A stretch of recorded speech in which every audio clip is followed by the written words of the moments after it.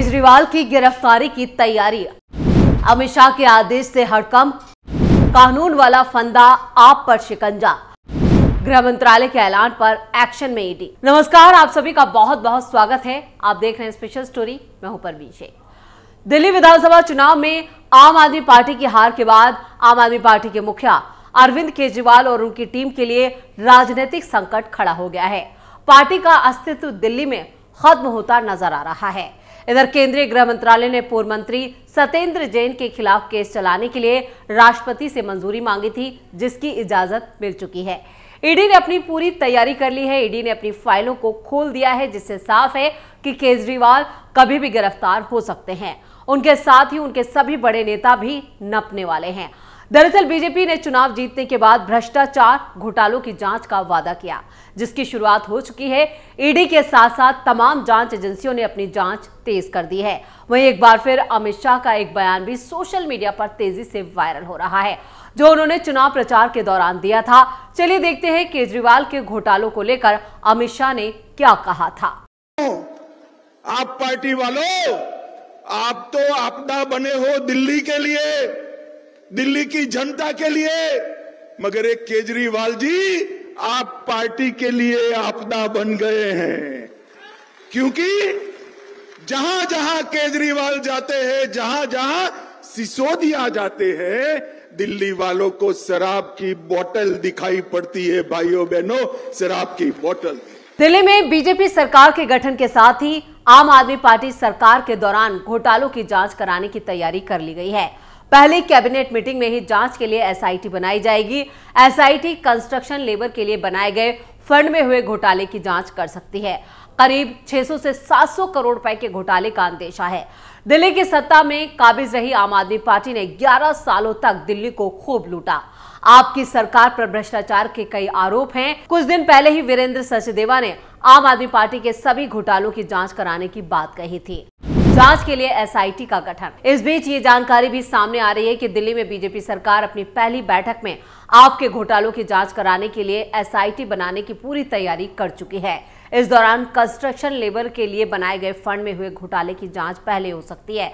आरोप ये लगे हैं कि फर्जी कंस्ट्रक्शन लेबर बनाकर आम आदमी पार्टी के कार्यकर्ताओं को फायदा पहुंचाया गया था और इसी से जुड़े दिल्ली सरकार के पूर्व लेबर कमिश्नर ने एसीबी को भी शिकायत की थी। 600 से 700 करोड़ रुपए के घोटाले का ये अनुमान लगाया जा रहा है।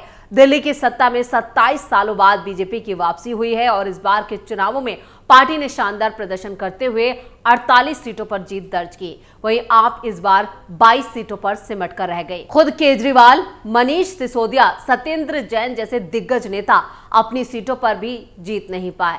दिल्ली बीजेपी अध्यक्ष वीरेंद्र सचदेवा ने पहले ही कह दिया था कि उनकी सरकार आम आदमी पार्टी के सभी घोटालों की जांच कराने वाली है और जो सीएजी की रिपोर्ट दबा के रखी हुई है उसे भी उनको भी लेकर जांच की जाएगी और उसे जल्द ही पेश किया जाएगा। उन्होंने कहा, जैसा कि पीएम मोदी ने कई बार कहा और हमने भी कहा है, कैबिनेट की पहली बैठक में कैग की रिपोर्ट पेश की जाएगी।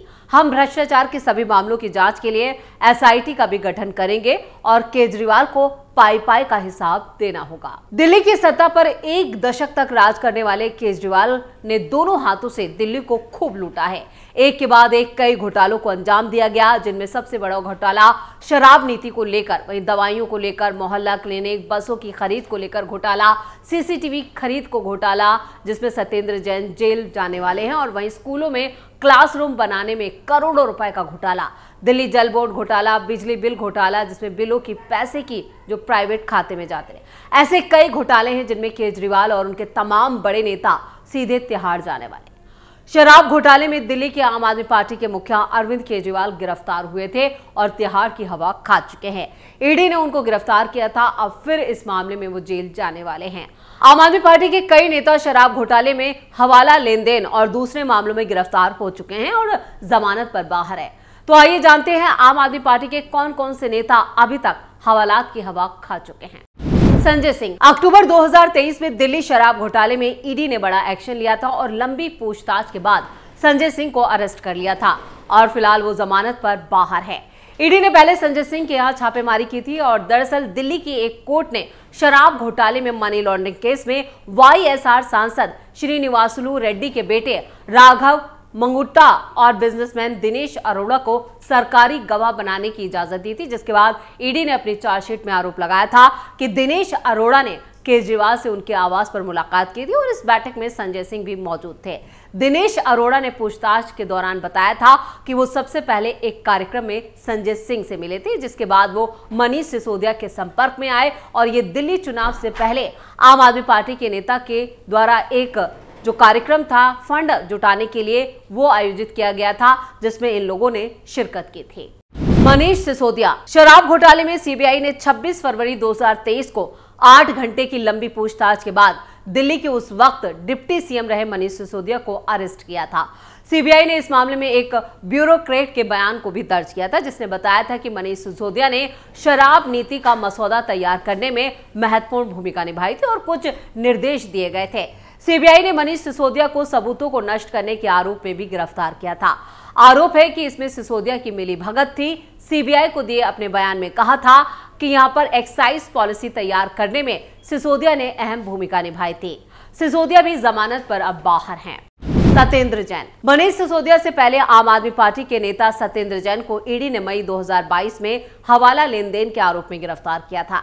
ईडी ने एक्साइज पॉलिसी केस में भी जैन से पूछताछ की थी और कोर्ट ने मेडिकल ग्राउंड पर उन्हें करीब 9 महीने पहले अंतरिम जमानत दी थी, लेकिन उनकी जमानत रद्द कर दी गई थी, जिसके बाद उन्हें तिहाड़ जेल के बैरक नंबर 7 में रखा गया था।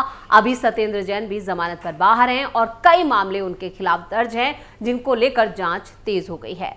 अमानतुल्लाह खान आम आदमी पार्टी की ओखला से मौजूदा विधायक अमानतुल्लाह खान, इनके साथ तो कई कंट्रोवर्सी जुड़ी है, कई विवाद जुड़े हैं। फिलहाल दिल्ली वक्फ बोर्ड के अध्यक्ष के रूप में अवैध भर्तियों और वित्तीय हेराफेरी से जुड़े एक मामले में वो जमानत पर बाहर हैं।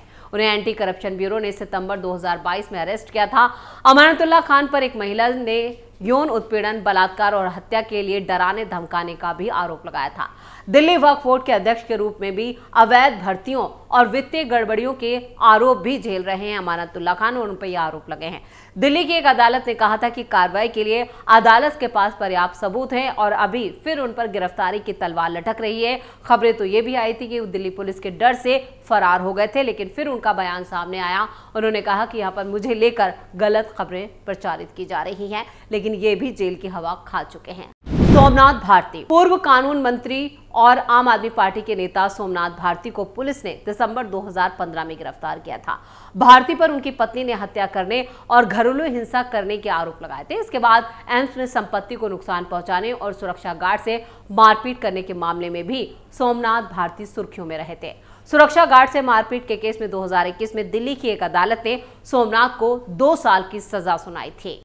संदीप कुमार सीडी कांड में फंसे पूर्व मंत्री संदीप कुमार बर्खास्त किए गए थे। आम आदमी पार्टी में मंत्री रहे संदीप कुमार 2016 में राशन कार्ड बनवाने के बहाने महिला से रेप केस में फंस चुके और इस मामले में उनको जेल भी जाना पड़ा था और इस घटना की एक सीडी भी सामने आई थी। पीड़िता की शिकायत पर पुलिस ने केस दर्ज किया था। संदीप कुमार 2015 में दिल्ली की सुल्तानपुर माजरा विधानसभा सीट से जीत कर आए थे और विधायक बने थे। संदीप कुमार केजरीवाल सरकार में महिला एवं बाल कल्याण विकास मंत्री भी रह चुके थे। उनके पास SC/ST कल्याण मंत्रालय का भी प्रभार था। नरेश यादव महरौली सीट से विधायक रहे नरेश यादव को भी पुलिस ने पंजाब के मलेरकोटला में कुरान के खिलाफ इश्क निंदा के आरोप में गिरफ्तार किया था। 2021 में कोर्ट ने उन्हें इस मामले में बरी कर दिया था। प्रकाश जारवाल को जुलाई 2016 में एक महिला से छेड़छाड़ के आरोप में गिरफ्तार किया गया था। इसके बाद उन्हें 2018 में दिल्ली के मुख्य सचिव से बदसलूकी के मामले में भी गिरफ्तार किया गया था। इससे पहले उन्हें साल 2014 में दिल्ली जल बोर्ड के एक कर्मचारी को थप्पड़ मारने के आरोप में भी गिरफ्तार किया था। वो देवली निर्वाचन क्षेत्र से विधायक रह चुके हैं। अखिलेश पति त्रिपाठी नवंबर 2019 में आम आदमी पार्टी के विधायक रहे अखिलेश पति त्रिपाठी को दिल्ली पुलिस ने गिरफ्तार किया था। हालांकि थोड़ी देर बाद दिल्ली राउज एवेन्यू कोर्ट से 25,000 के मुचलके पर उन्हें जमानत मिल गई थी। मॉडल टाउन से विधायक रहे अखिलेश त्रिपाठी पर दंगा भड़काने के आरोप हैं। नवंबर 2015 में इसी आरोप में उन्हें पुलिस ने गिरफ्तार कर लिया था। वहीं कोंडली से विधायक रहे मनोज को भी पुलिस ने 10 जुलाई 2015 को गिरफ्तार किया था। उन्हें कथित धोखाधड़ी और जमीन कब्जाने के आरोप में गिरफ्तार किया गया था। यही नहीं, मनोज को घरेलू हिंसा के एक मामले में दिल्ली महिला आयोग के सामने भी पेश होना पड़ा था। घरेलू हिंसा के मामले में कोर्ट ने साल 2020 में मनोज को बरी कर दिया था। नरेला से विधायक रहे शरद को पुलिस ने जून 2016 में गिरफ्तार किया था। उन पर आम आदमी पार्टी के एक कार्यकर्ता सोनी मिश्रा ने आत्महत्या के लिए उकसाने का आरोप लगाया था। त्रिनगर से विधायक रहे जितेंद्र सिंह तोमर को भी फर्जी कानून की डिग्री रखने के आरोप में साल 2015 में गिरफ्तार किया गया था। वो आम आदमी पार्टी सरकार में उस वक्त कानून मंत्री थे। तोमर 1.5 महीने तिहाड़ जेल में भी रह चुके थे। जितेंद्र ने एफिडेविट में एजुकेशन वाले कॉलम में सिर्फ तिलक मांझी भागलपुर यूनिवर्सिटी बिहारी लिख रखा था और सारा विवाद उनकी इस एलएलबी की डिग्री को लेकर ही था। अप्रैल में एक और आरटीआई के हवाले से पता चला था कि उनकी डिग्री बोगस है। इसी तरह संगम विहार से भी आम आदमी पार्टी के विधायक रहे दिनेश पर भी जून 2016 में एक महिला ने दुर्व्यवहार करने का मामला दर्ज कराया था। दिनेश को छेड़छाड़ और यौन उत्पीड़न के आरोप में गिरफ्तार किया गया था। हालांकि 2020 में उन्हें दिल्ली की एक अदालत ने आरोपों से बरी कर दिया था। ऐसे में यहाँ पर ऐसे कई और आम आदमी पार्टी के नेता हैं जो जेल की हवा खा चुके हैं। लिस्ट काफी लंबी है और अब दिल्ली में जिस तरह से केजरीवाल की सरकार नहीं है और बीजेपी अब सरकार में आ चुकी है, उसके बाद केजरीवाल के लिए मुश्किलें और बढ़ती जा रही हैं। यानी अब उनकी दिक्कतें और बढ़ेंगी और कई बड़े नेता अब तिहाड़ जेल जाएंगे। इसी के साथ स्पेशल स्टोरी में इतना ही। वीडियो कैसा लगा कमेंट करके अपनी राय जरूर दें। वीडियो को लाइक करें, शेयर करें और कैपिटल टीवी को सब्सक्राइब जरूर करें। धन्यवाद।